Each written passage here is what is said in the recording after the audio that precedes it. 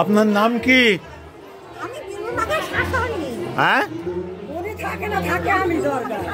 আচ্ছা, কি নাম আপনার? আচ্ছা, এখানেই বাড়ি? আচ্ছা আচ্ছা, বানপুর কোন জায়গায় বাড়ি? ওই যে ফুলবাড়িপাড়া হসপিটালের পাশে। আপনাদের কোথায় বাড়ি? আইসমালি থেকে এসছেন? নাম কি আপনার? ওখানে একজন হোমিওপ্যাথি ডাক্তার আছে, শহীদুলকে চেনেন? শহীদুল, হ্যাঁ, শহীদুল। তারপরে গুরু বলে একজন আছে, ওদেরকে চেনেন?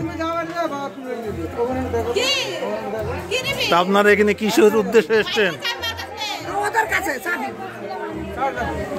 আচ্ছা আচ্ছা।